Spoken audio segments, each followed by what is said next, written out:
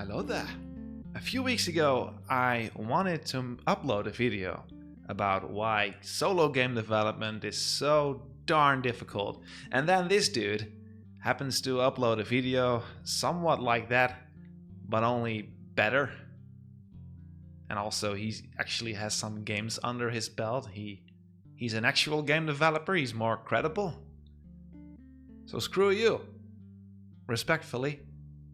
You can watch the video yourself, it's in the description of this video as well. It's honestly a good video. The too long didn't read summary of his video would probably be that game development isn't a dream job. It's hard, it's boring, and most people quit. If you want to make games, you should already be making them. And YouTubers with motivational videos, definitely not me, won't save you.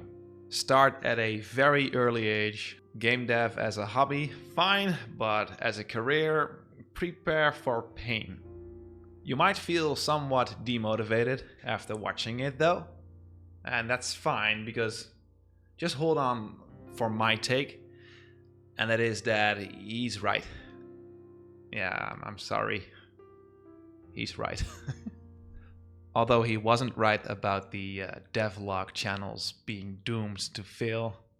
And about the age thing, you know, old folks not being able to make it in this industry. Because that's basically all I am. Jokes aside, one quote really stood out in the same video. If this video discourages you, maybe that's a sign.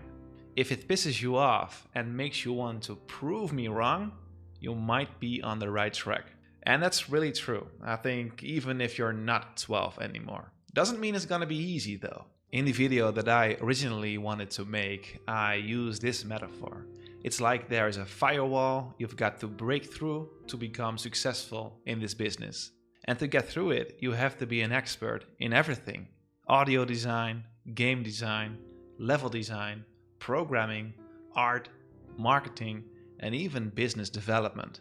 And honestly, to a certain degree, you have to be on the spectrum. I made this joke earlier that there must be something wrong with you if you want to be a solo game developer. You need an unhealthy level of obsession and almost hyper-focus. A willingness to sacrifice sleep, social life, and probably a bit of sanity. Yeah, and I hate to admit it, but the younger you are, the easier it probably is. Kids have time, they still have this raw and unfiltered ambition. Unlike, well, people like me and our friend. Some folks will watch this and just be like, "Oh, bro, just take a break. You're just burnt out a little bit." I've been burnt out for the past 8 years, so I'm this is just how it goes. Yeah, because with that energy, you probably won't make it. And I know he already did. He already made it. So this is not a jab towards him. If anything, it just reinforces his point. The joke that I just mentioned a bit earlier about that you have to be insane if you want to develop games was something that a viewer on that video disagreed with and was kind of angry about. He basically said that I shouldn't be whining and that every job requires you to be multidisciplinary. And I'm not going to call this person out in this video. That's not what this video is about. But you are wrong though, super wrong. I co-own a small 3 to 4 person web development company. I've been doing this for 10 years now, and in my job I have to be a project manager, a UX designer, a web designer. I have to do administration, you know, make all those quotes and send those invoices. And honestly, the list goes on with all the different subtasks that you have to do. But even with all that, it's nothing, not even 10% as difficult as game development is.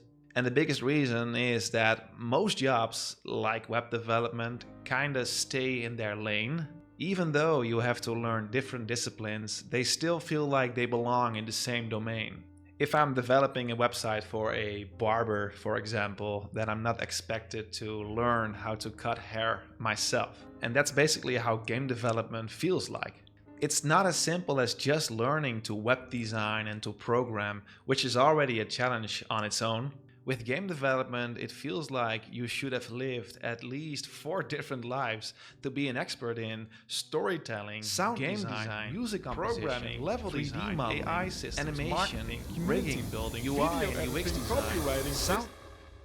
And sure, my career wasn't like a walk in the park, wasn't super easy. I picked up many skills throughout the last couple of 15 years. But what makes most real jobs more manageable is the market itself. It's just easier. In my case, there are so many companies in need of a website. It's not that hard to land small projects and to learn the job while getting paid. With game development, there's absolutely no guarantee that you'll get paid at all. It's just a gamble, especially when you're doing it solo or with a small team. The financial pressure is way higher. You could be pouring in years of work with zero guarantee of any return. And that's why I truly think that game development is way more enjoyable as a hobby. Because honestly, I do want to make games. I don't hate working on my game. And that's probably because I don't really have to finish it. I just want to have fun with it. Yeah, that's the only end goal for me.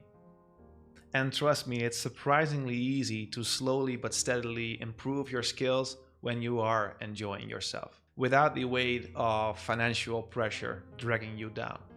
You just have to sacrifice a little bit of sleep. Lots of sleep. And maybe your relationship with your children. If you just want to have fun with game development, then have fun with game development. It doesn't necessarily have to be your main job. In my original video idea, I was making the point that life itself is the hardest part of game development. As you get older, so many things need your attention. Family members, friends going through stuff, parenthood, and all those things deserve your time. Your loved ones and those you care about at some point are simply more important than your own dreams. And that's why when game development is your hobby, you can just put it on a hold for a while when things are going on in your life. There is no financial pressure looming over you like there would be if it were your job. You can just come back to it when life settles down, and that's okay. It makes it so that you can keep having fun with game development, and I cannot stress enough how important that is. The moment I changed this YouTube channel to focus on one thing I truly loved, it actually became more successful. And I'm not earning a living from it, but honestly, I don't think I want to, because I don't want any financial stress in my game dev. Heck, I even combine devlogs with tutorials on my channel because I like it, which some say is a really bad idea and should have destroyed my channel. But I'm having fun, and my channel has been more successful as it has ever been, so I'm winning, I guess. So maybe my point is that you should reconsider if game development needs to be your main source of income. Maybe you can try to think of a backup plan financially and just make games alongside the backup plan. And who knows, if things turn out right and things start to roll, you can put more emphasis and more time in the game dev career. And maybe then you can make it your job. I just don't have the go-to tips for you, because I rather have game development as a hobby. And I'm also not in a position to give you any tips regarding that. I only released one game with one level made in Flash 15 years ago. So yeah, who am I, or any YouTuber, to tell you what is possible and what's not? Just prove the world wrong. Screw the firewall. And if that doesn't work, at least you gave it a shot.